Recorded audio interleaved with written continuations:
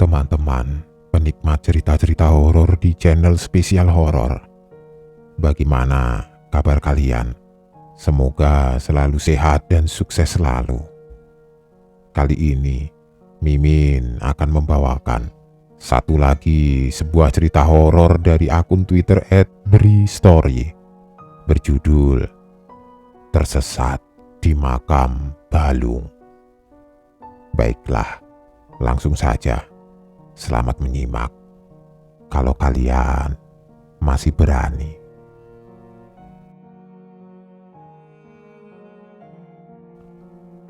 Memang harusnya kita permisi setiap kali melewati atau masuk area pemakaman. Harus menghormati penghuni di dalamnya. Aku punya pengalaman ketika tersesat di satu makam legendaris di Cilegon, Banten. Makam Balung namanya. Kenapa namanya Makam Balung? Ada sejarahnya. Jadi menurut informasi yang beredar, Makam Balung ini dulunya memang untuk memakamkan tulang belulang, tulang-tulang manusia yang diangkat dari pemakaman sebelumnya yang entah alasan pastinya apa, pemakaman itu harus dipindahkan. Katanya sekitar tahun 1970-an atau 1980-an. Aku tidak tahu pastinya. Banyak pemakaman di Cilegon yang digusur dan harus dipindahkan ke tempat baru. Salah satu pemakaman yang dipindahkan yang aku tahu adalah pemakaman besar di suatu kampung. Terpaksa harus pindah karena kampung beserta semua makamnya digusur untuk pembuatan waduk. Namanya Waduk Krenceng. Kenapa aku tahu?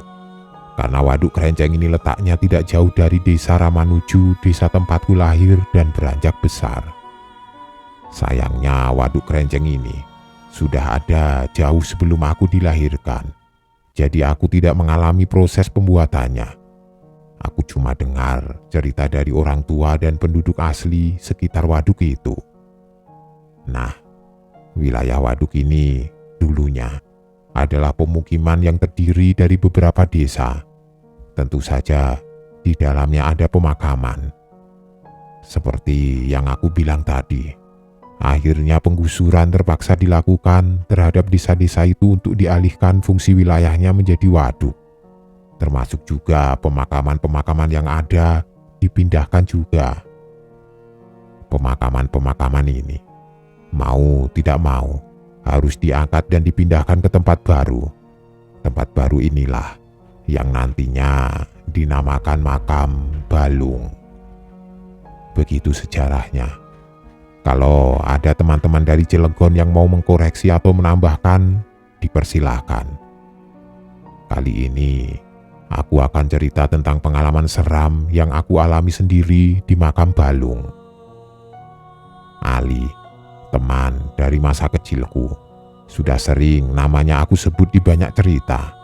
Iya, karena banyak petualangan seru yang kami alami dari kecil sampai sekarang.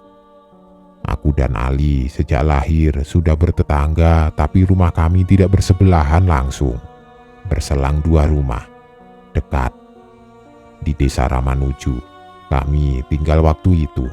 Desa yang banyak menyimpan cerita seru dan seram. Kali ini, sebuah pengalaman seram yang aku alami bersama Ali. Kejadiannya, kalau tidak salah ketika masih kelas 1 SMP.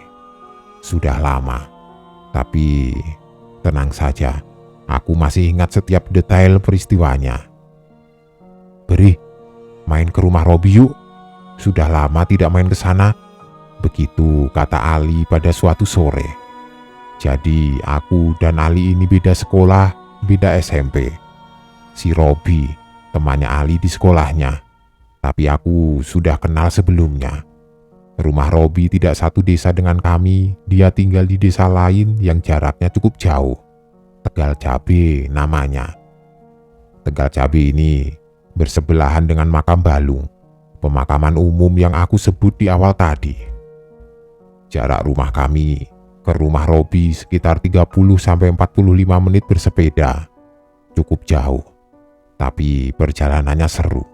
Melewati sawah, kebun, perkampungan, ada waduk juga. Tahun 90-an, daerah situ masih sangat sepi. Tidak sepadat sekarang, masih banyak lahan-lahan kosong dan desa yang sedikit penduduknya. Jadi, benar-benar masih sepi. Masih kampung. Pada akhirnya, aku mengiyakan ajakan Ali untuk main ke rumah Robi. Rencananya kami akan berangkat setelah pulang sekolah. Entah ini akan menjadi kunjungan yang keberapa kali, tapi yang pasti bukan yang pertama. Jadi aku masih sangat hafal perjalanan ke rumah Robi. Sore yang cerah, masih jam 3. Aku dan Ali sudah berada di atas sedel sepeda masing-masing, menyusuri jalan tanah membelah perkampungan, menembus kebun kelapa, menyusuri jalan di pinggir waduk menuju rumah Robi. Terus menggoes pedal tanpa lelah. Angin sore menemani keceriaan kami yang bergerak bersepeda dengan riang gembira. Matahari yang belum terlalu bersandar di ufuk barat masih terik bersinar walau sudah cenderung hangat. Beneran, waktu kecil aku suka sekali bersepeda. Nyaris kemana saja selalu bersepeda. BMX Silver kesayangan selalu menemani. Begitu juga kali ini. Karena perjalanan ke rumah Robi agak memakan waktu, tapi aku senang-senang saja menjalaninya. Sudah nyaris jam 4, ketika kami perlahan melambatkan kecepatan dan akhirnya berhenti di depan satu gapura tembok lusuh berwarna putih kusam. "Bagaimana? Lewat sini? Apa muter?" tanyaku kepada Ali. Kami diam berhenti di depan gapura itu. Gapura yang menjadi tanda sebagai pintu masuk ke pemakaman. Pemakaman besar yang sudah sering kami dengar keangkerannya. Iya, kami berdiri tepat di depan gapura makam Balung. "Masih sore, masih terang, lewat makam saja," begitu jawab Ali. Memang untuk mempersingkat perjalanan menuju rumah Robi, kami harus masuk melewati pemakaman besar itu. Walaupun bisa saja kami memilih jalan memutar untuk menghindarinya. Tapi kalau berputar, waktu yang harus ditempuh tambah lama. Karena berputarnya memang cukup jauh. Ya sudah, akhirnya kami memutuskan untuk masuk menembus makam Balung karena masih sore dan terang. Makam Balung ini, keadaan dan situasinya nyaris sama dengan pemakaman umumnya. Banyak pohon besar di dalamnya. Rindang menghalangi sinar matahari untuk masuk menerangi. Banyaknya pohon ini menjadikan suasana di pemakaman jadi tidak terlalu terang walaupun masih siang. Tapi tipikal pemakaman umum yang letaknya bukan di kota besar. Letak makamnya tidak beraturan, masih acak-acakan, barisannya tidak rapi, baris berjajar. Acak-acakan. Sekarang juga situasinya masih nyaris sama. Karena baru beberapa bulan yang lalu aku datang ke makam Balung ini. Tante Erni yang belum lama meninggal dimakamkan di sini juga. Sama seperti anak-anak lain pada umumnya, aku dan Ali juga merinding ketakutan ketika harus masuk ke areal pemakaman. Mengayuh sepeda dengan cepat namun tetap hati-hati. Karena harus cekatan menghindari gundukan tanah kuburan yang letaknya tidak beraturan. Keangkeran pemakaman sangat terasa. Ditambah situasinya yang sangat sepi. Tidak ada orang sama sekali, hanya suara putaran ban sepeda kami yang mendominasi ruang sunyi ini. Benar-benar sepi. Sepanjang perjalanan, beberapa kali wangi bunga Kamboja tercium pekat. Wangi khas bunga pekuburan. Kami yang tadinya jalan sambil bercanda bersenda gurau di dalam pemakaman jadi terdiam. Fokus bersepeda memperhatikan jalan. Untuk cepat-cepat keluar dari areanya, pergi meninggalkan keangkerannya. Makam Balung ini cukup luas. Kami harus bersepeda beberapa menit lamanya dari masuk sampai keluar. Agak bernapas lega ketika di kejauhan Kami sudah melihat gerbang keluar, tapi aku yang berjalan di depan tiba-tiba menghentikan sepeda, mengerem mendadak karena melihat sesuatu. "Ada apa, Bri? Hampir nabrak nih aku," sungut Ali di belakang. "Kok tiba-tiba ada rumahnya ya, Li? Kayaknya waktu itu tidak ada rumah. Kok sekarang ada rumah?" Aku banyak tanya. Iya, aku ngerem mendadak karena melihat ada pemandangan yang menurutku aneh. Ada rumah yang berdiri agak di pinggir makam. Kenapa aneh? Karena perasaanku belum pernah melihat ada rumah ini sebelumnya. Kami berhenti beberapa belas meter dari rumah itu. Rumah yang dapat dipastikan kosong karena terlihat tidak terurus. Semak dan rumput liar tumbuh tinggi di sebagian besar halamannya. Cat putihnya kelihatan kusam, satu atau dua kaca jendelanya pecah, gentengnya gelap berlumut. Kami sangat yakin kalau ini rumah kosong, sudah lama kosong. "Ah, itu rumah dari dulu sudah ada, Bri. Kamu saja yang tidak pernah memperhatikan." Begitu jawab Ali. "Sudah ayo jalan lagi. Serem begitu rumahnya," lanjut Ali. "Tapi masa sih? Aku tidak pernah sadar kalau ada rumah di sini."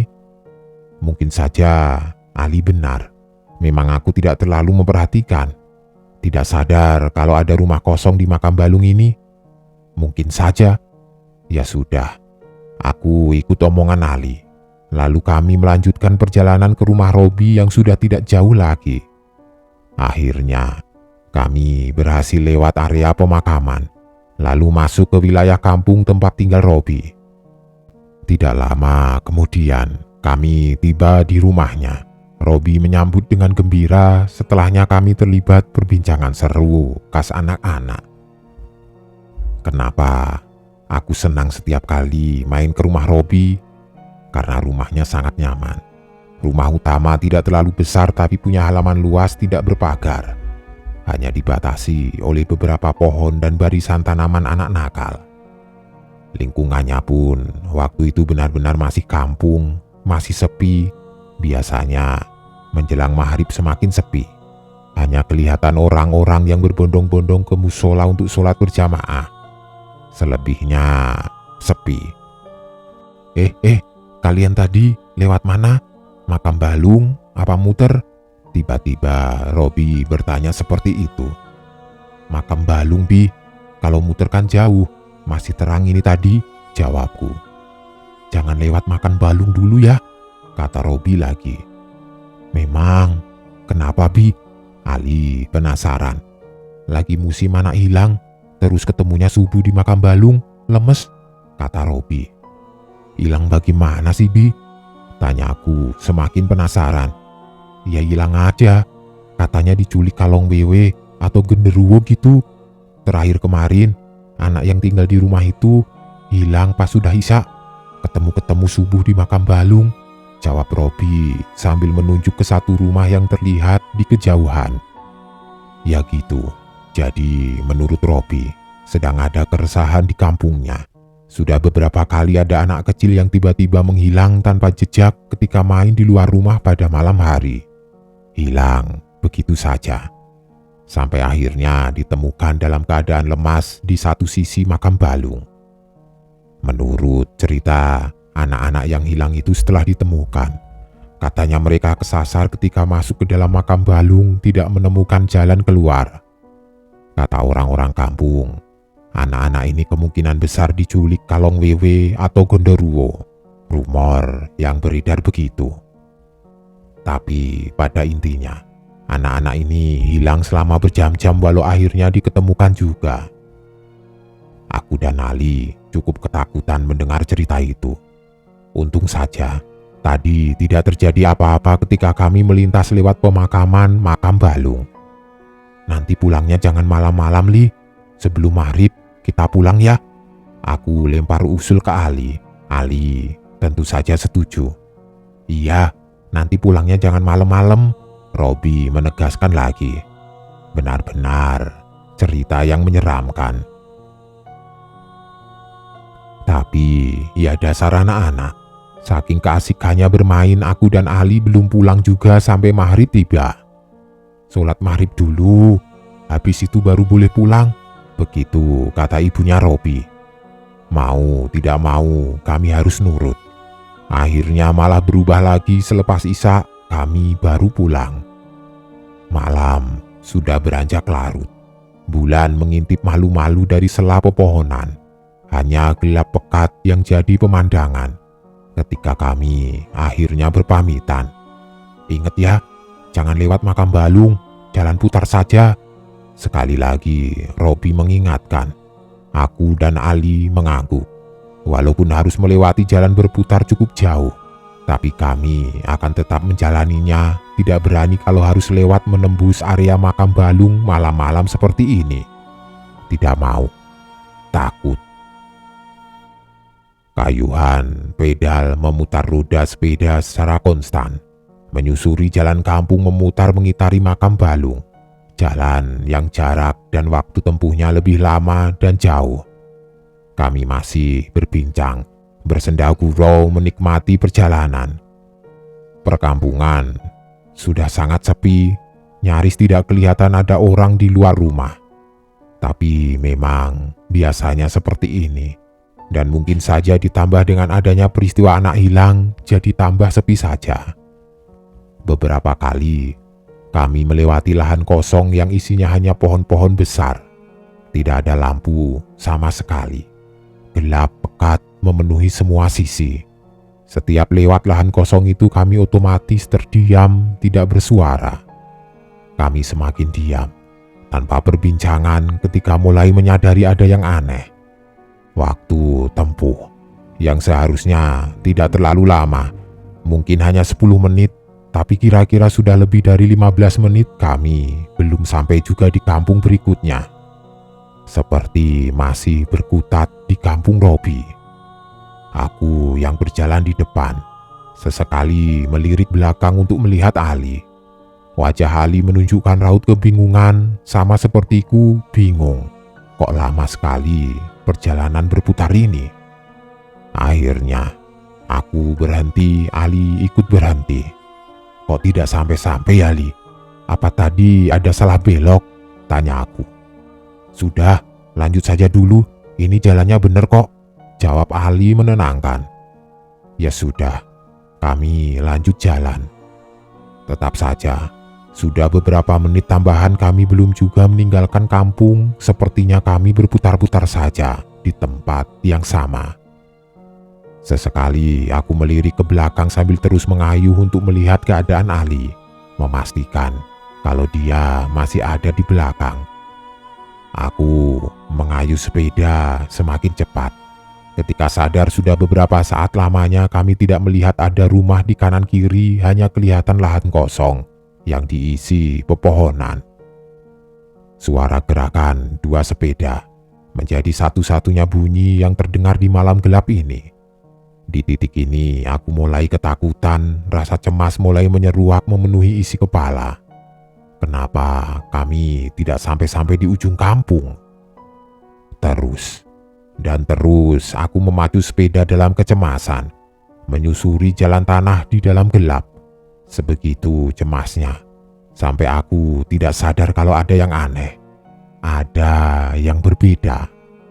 Aku ngerem mendadak, menghentikan laju sepeda yang tengah berlari cepat.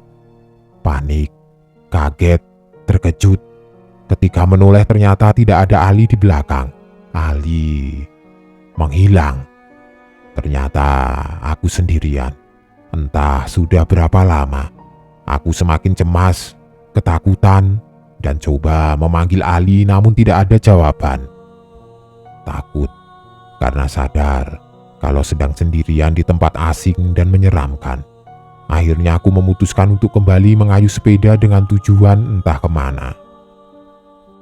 Beberapa detik setelah kembali mengayuh, tiba-tiba mendengar sesuatu.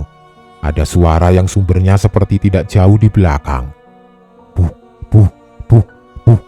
Kira-kira seperti itu bunyinya. Seperti suara langkah kaki yang sedang berlari. Awalnya karena sangat ketakutan, Aku tidak berani untuk menoleh ke belakang, tidak berani mencari tahu bunyi apakah itu.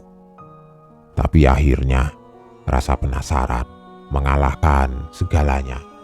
Sambil terus mengayuh sepeda, aku menoleh dan melirik ke belakang. Tahu apa yang sedang ada di belakangku? Aku melihat ada makhluk tinggi besar hitam berlari mengikuti dalam gelapnya malam. Aku masih bisa melihat jelas bentuk makhluk itu, sosok tinggi besar yang menyeramkan. Panik, aku semakin cepat mengayuh sepeda, melaju kencang sambil ketakutan. Saking ketakutannya sampai-sampai aku tidak sadar kalau sudah masuk ke wilayah yang sudah aku kenal. Wilayah yang baru sore tadi aku melintasinya bersama Ali. Aku nyaris jatuh dari sepeda ketika tiba-tiba melindas gundukan tanah kuburan. Ternyata aku masuk ke area pemakaman yang masih aku kenal, makam Balung. Kenapa tiba-tiba masuk ke pemakaman? Entahlah. Dalam gelap aku memacu sepeda dengan kencang, dengan maksud meninggalkan cepat-cepat tempat menyeramkan ini. Awalnya, aku masih lincah menghindari gundukan-gundukan tanah kuburan. Tapi lama-kelamaan tidak sanggup lagi. Beberapa kali, aku melindas kuburan tanpa sengaja. Sampai akhirnya, aku kehilangan keseimbangan, lalu jatuh dari sepeda. Rasa sakit akibat terjatuh, tertutup oleh rasa takut yang membuncah hebat memenuhi isi kepala. Sendirian dalam gelap malam di tengah pemakaman angker. Semakin ketakutan lagi ketika melihat sosok tinggi besar dan menyeramkan yang sejak tadi terus mengikuti. Dia berdiri tidak jauh dariku yang sedang duduk meringis di samping sepeda. Sosok itu hanya berdiri diam dalam gelap seperti memperhatikan. Aku ketakutan lalu berdiri dan coba berlari meninggalkan sepeda tergeletak di samping kuburan. Sepertinya tidak lama aku berlari, sampai akhirnya melihat ada bangunan di kejauhan. Ada rumah. Lalu aku menuju ke rumah itu coba menjauhi makhluk tinggi besar. Ternyata aku mengenali rumah ini. Ini adalah rumah kosong yang aku lihat bersama Ali sore tadi. Tapi keadaannya beda. Rumah ini jadi kelihatan lebih bersih dan terawat. Lampu terasnya menyala walau redup, lampu di dalamnya juga menyala terang. Jadi seperti berpenghuni. Aku terus berlari menuju rumah itu, sampai akhirnya sampai di terasnya. Teras dan pekarangan rumah sungguh bersih, tapi aku yakin kalau ini rumah yang sama dengan yang sore tadi. Tidak ambil pusing, aku tetap mau masuk untuk menghindari makhluk tinggi besar menyeramkan yang sejak tadi mengejar. Kebetulan pintu depannya terbuka. Sambil ketakutan, aku memasukinya. Setelah sudah berada di dalam, aku duduk di kursi ruang tamu, nafas masih ngos-ngosan sambil sesekali melihat keluar khawatir makhluk itu masih saja mengejar. Ternyata tidak. Aku tidak melihat makhluk itu lagi. Sudah sedikit lega. Sambil menenangkan diri dan mengatur nafas, aku memperhatikan isi rumah ini. Dari tempatku duduk, aku bisa melihat ruang tengah yang sepertinya jadi ruang makan juga lampunya menyala terang. Di ruang tengah ada meja kayu besar, dikelilingi beberapa kursi, di atas meja ada beberapa piring yang berisi makanan. Tapi ada keanehan yang baru aku sadari. Kemana para penghuni rumah ini? Karena dari tadi aku sama sekali tidak melihat ada kehidupan. Sepinya seperti tidak berujung. Cekamnya seperti tidak akan ada akhir. Perlahan, rasa takut kembali memeluk erat. Aku ketakutan. Sepertinya ini bukan rumah biasa. Seperti terhipnotis. Ketika berikutnya indera penciuman menangkap aroma khas. Aku mencium wangi bunga kamboja, bunga khas pemakaman. Wanginya sangat kuat. Aku yang sudah sangat ketakutan semakin terkesima lagi ketika beberapa saat kemudian melihat ada pergerakan di ruang tengah. Tiba-tiba, di ruang tengah aku melihat ada beberapa sosok yang sepertinya satu keluarga. Ada bapak, ibu, dan dua anak, laki-laki dan perempuan. Entah mereka muncul dari mana. Tiba-tiba sudah ada berdiri mengelilingi meja makan, lalu duduk di kursinya masing-masing seperti hendak makan malam bersama. Aku terus diam memperhatikan siapa mereka. Sampai akhirnya, sosok yang aku pikir itu adalah ibu dari anak-anaknya menoleh dan menatapku beberapa saat lamanya sambil tersenyum. Ibu itu rambutnya panjang hitam tergerai, mengenakan pakaian terusan berwarna gelap. Aku hanya diam terpana ketakutan. Kemudian, sosok ibu itu berdiri dari duduknya lalu bergerak meninggalkan meja makan. Dia berjalan ke tempatku duduk di ruang tamu. Sebentar, ternyata dia bukan berjalan. Dia bergerak seperti melayang. Semakin dekat jarak kami, semakin jelas pula aku dapat melihat penampilan sosok ibu ini. Wajahnya menyeramkan, pucat tanpa ekspresi, tersenyum tapi menakutkan. Dia terus mendekat dan mendekat. Aku semakin ketakutan, sangat ketakutan. Sampai akhirnya dia berhenti tepat di depanku lalu mengulurkan tangannya. Aku panik, tapi tidak bisa berbuat apa-apa, hanya bisa kemudian menunduk dan menangis pelan. Setelah itu, aku tidak ingat apa-apa lagi. Beri, entah pingsan atau bagaimana. Akhirnya aku seperti tersadar karena mendengar ada beberapa orang yang memanggil namaku. Aku membuka mata. Ternyata aku sedang berada di dalam rumah kosong yang gelap gulita. Di sini, aku berteriak, berharap orang-orang di luar mendengar.